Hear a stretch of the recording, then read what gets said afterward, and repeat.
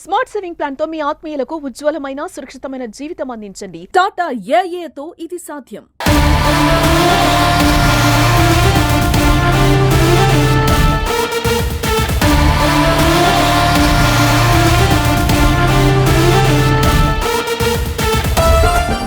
అల్లుడొస్తే యాడుంటాడని, బిడ్డొస్తే యాడుంటుంది, ఆ వీడుండాలి, మేక ఆడుండాలి, కోళ్ళు నీడ పెరగాలని చెప్పి 10 ఏళ్ళు ఆ కేసీఆర్ మహానుభావుడు తెలంగాణ ప్రజలకు ఒక ఇల్లు లేకుండా చేసాడు.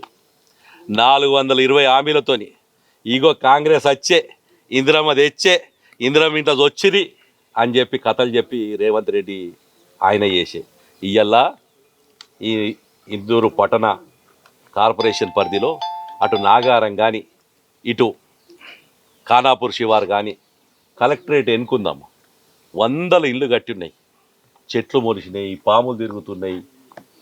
ఒక్కొక్క దగ్గర అయితే ఉన్న గ్రిల్లన్నీ ఎత్తుకపోయారు, దర్వాజాలు లేవు, ఏమి లేవు. ఎందుకు ఈ ఆలస్యం? ఎవరి కోసం? ఇక ఇదే ఖానాపూర్లో కాలువలో ఈ పక్క పొంటి గీడికి కిలోమీటర్ లేదు. గత వర్షాకాలంలో నేను పోయి చూసిన ప్రాంతం. గుడిసెల్లో తాటిపత్రులు కప్పుకొని ఇక గీడ బోర్గంలో చెప్తాను నేను, ఇప్పుడు మీరు అందరు కూడా పోతే చూస్తారు. ఆడ చింత చెట్ల కింద తాటిపత్రులు లేకుండా కూడా వర్షం పడితే గూళ్ళ సందర కింద నిలబడి మనుషులు ఇయ్యల కూడా ఆడున్నారు. ఇక జై భీమరావు నగర్ అని ఉంటుంది. ఆడ ఒక కమ్యూనిటీ కట్టుంటే, గోడ కట్టుంటే ఆ గోడ కింద మొత్తం ఉంటారు. నా ఎలక్షన్ పోలింగ్ రోజు కన్నా ముందు రోజు గాలి దుమారం వచ్చి మొత్తం కొట్టుకపోతే వాళ్ళందరూ బిక్కు బిక్కుమని చెప్పి ఒక దగ్గర నిలబడ్డారు. మరి గసుంటోళ్ళకన్నా ఇల్లు ఇవ్వాలి కదా, ఎందుకు ఇస్తలేరు నేను అడుగుతున్నాను. ఇవాళ నేను జిల్లా యంత్రాంగం చెప్తున్నాను, మేము చేసిన పాపం ఏంది, ఈ ప్రాంతం ప్రజలు చేసిన పాపం ఏంది? ఎమ్మెల్యేలకు ఓటేసుడా, లేకపోతే జీతాలు తీసుకున్న అధికారులను అడగకపోవడమా? ఇది అడిగేందుకే భారతీయ జనతా పార్టీ తరఫున ఇవాళ అందరం కలిసి ఇక్కడ విజిట్ పెట్టుకున్నాం.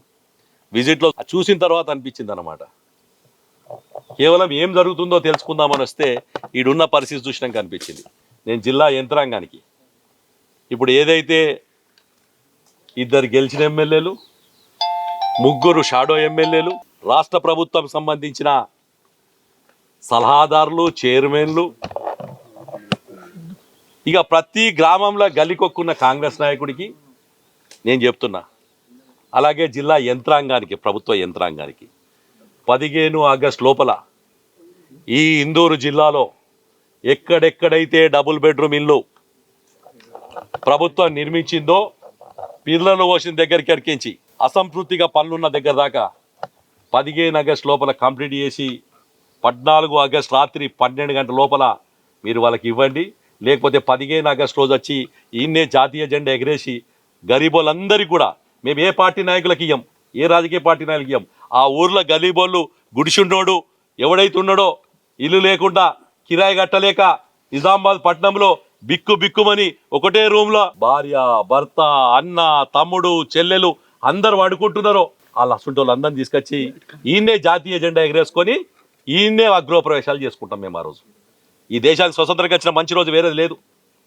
కాబట్టి ఇవ్వాలని కూడా చెప్తున్నా, 14 ఆగస్టు దాకా జూన్లో ఉన్నాం, జూన్ నెల మొత్తం ఉంది. ఇలా జూన్ 6వ తారీఖు, ఇవి 24 రోజులు ఉంటాయి. అవి ఇంకా మిగతా జూలై 31 రోజు ఉంటుంది. అట్లాగే ఆగస్టు 15 రోజులు ఉంటుంది. అంటే మీకు దగ్గర దగ్గర 70 రోజుల సమయం ఉంది. 70 రోజులల్లా మీరు ఈ ఇండ్లను కేటాయించి పలానోళ్ళకి కేటాయించారు పలానా ఇల్లు అని చెప్పి దాని దగ్గర బోర్డు పెట్టండి. మేము ఎవరికో మధ్యలో తాకులాట పెట్టేందుకు, కొట్టాడ పెట్టేందుకు రాం. కానీ 14 ఆగస్టు రాత్రి తర్వాత 15 ఆగస్టు రోజు మేము అందరం వీడికి వచ్చిన సందర్భంలో కేటాయించకపోతే మాత్రం మేము ఇలా గృహప్రవేశాలు చేస్తాం. దానికి బాధ్యత పూర్తిగా జిల్లా యంత్రాంగానికి, అధికార పార్టీ కాంగ్రెస్ నాయకులది అని చెప్పి నేను చెప్తున్నాను. ఇవాళ ఎంతకు దౌర్భాగ్యం అండి. ఇలా నేను ముదక్పల్లికి వెళ్ళా నిన్న, ఒక పిల్లగాడి కాలు ఇన్ఫెక్షన్ అయ్యి కొట్టేస్తారంటే వాళ్ళు ఇంట్లోకి పోదామంటే ఆ గుడిసెలకే లోపలికి పోలేని పరిస్థితి ఉంది. లోపలికి వెళ్తే చిమ్మని జీకెట్టేస్తుంది. ఆడ పాము కొట్టినా ఏది కొట్టిందో తెలియదు, కాలు ఇన్ఫెక్షన్ అయింది, కాలు కొట్టేయమని చెప్తున్నారు. హాస్పిటల్ తీసుకొచ్చి పెట్టినాం. మీతోని, మీ పరిపాలనతోని ఏమి ఇదేరా ఇందిరమ్మ రాజ్యం అని అడుగుతున్నా నేను. ఇవాళ గీటే కలెక్టరేట్ ఆఫీస్ ఎందుకనే ఉంది, గోడ దుంకుతే ఇళ్ళకి రావచ్చు. మరి ఈ ఇల్లు ఎందుకు ఇవ్వలేదు ఇంతవరకు? అంటే గరీబోళ్ళు లేరా ఇందూరు జిల్లాలో, ఇందూరు పట్టణంలో?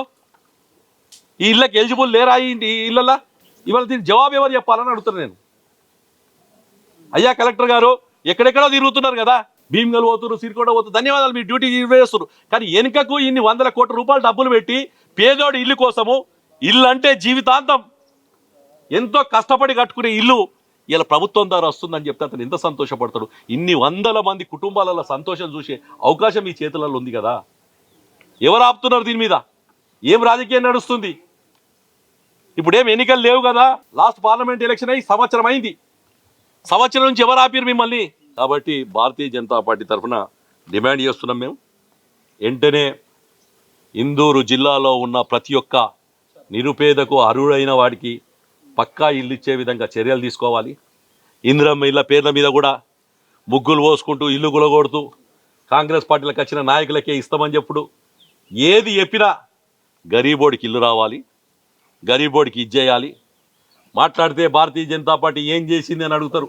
భారతీయ జనతా పార్టీ ఇదే 11 సంవత్సరాల పరిపాలనలో ఈ దేశంలో 4 కోట్ల ఇల్లు కట్టింది. అందులో భారతీయ జనతా పార్టీకి ఓటెయ్యరనుకునే 40 లక్షల మంది మైనారిటీ మహిళల పేరు మీద పట్టాలు ఇచ్చింది. ఇది భారతీయ జనతా పార్టీ నరేంద్ర మోడీ నాయకత్వం నడిచేది. మరి మీరు ఎంతమందికి ఇచ్చారు? 18 ఏళ్ళలో నువ్వెంతమందికి ఇచ్చినావు? 10 ఏళ్ళలో 30 మార్కాన్ని ఎంతమందికి ఇచ్చిండు? ఈ 32 మార్కాన్ని 18 ఏళ్ళలో ఎన్ని ఇచ్చిండు? ఆ 30 మార్కాన్ని 10 ఏళ్ళలో ఎన్ని ఇచ్చిండు? ఇవాళ ఈ గరీబ్ వాళ్ళకి ఇల్లు కట్టాలని చెప్పి ఇవాళ మేము అందరం ఎందుకు అడుగుతున్నామంటే, 15 తారీఖు ఒక్క ఊరు చెప్తే ఖానాపూర్ చెప్పినా కానూరు చెప్పినా 100 మంది వచ్చి ఇళ్ళలో చూస్తారు. కానీ మేము అడిగేది గరీబ్ వాళ్ళని సెలెక్ట్ చేయరు అధికారులరా. ఆ మహిళలు వస్తున్నారు, మీరు చూస్తున్నారు వాళ్ళ బాధ. ఇల్లు లేక ఏం లేక వాళ్ళు ఎంత బాధలు పడుతున్నారో చూస్తున్నాం. ఈడ గట్టిన ఇళ్ళలు ఉంటే వాళ్ళు కనీసం వర్షాకాలంలో బతుకుతారు కదా. జీవితంలో వాళ్ళకి సాధించింది ఏంది? 50-60 ఏళ్ళు వస్తున్నాయి ఒక్కొక్కలకు. జీవితాంత కష్టపడి ఒక ఇల్లు కట్టలేకపోయారు. దగ్గర ఈ జిల్లాలో 2 లక్షల మంది దుబాయ్కి పోయారు. దుబాయ్ పోయి ఏం సాధిస్తున్నాడు? జీవితాంత కష్టపడి ఒక ఇల్లు కట్టుకొని పిల్లలకు పెళ్లిళ్ళు చేసేలకి ఆయన జీవితం అయిపోతుంది. అలాంటిది ఇన్ని 100 ఇళ్ళు కట్టినాక కూడా ప్రభుత్వం నిర్లక్ష్యంగా వహించి ఇంకా కూడా ఇది చేయడం అనేది దౌర్భాగ్యమైన పరిస్థితి. ఇల్లు లేని నిరుపేదలు వచ్చారు, వాళ్ళ పరిస్థితి చూడండి. ఎందుకంటే ఇదే పక్కన ఇదే గ్రామం ఖానాపూర్ కాలూరు వాళ్ళు ఈ చూసుకొని మాకు తెలిసి ఈ విధంగా పరిగెత్తుకుంటూ వచ్చారు.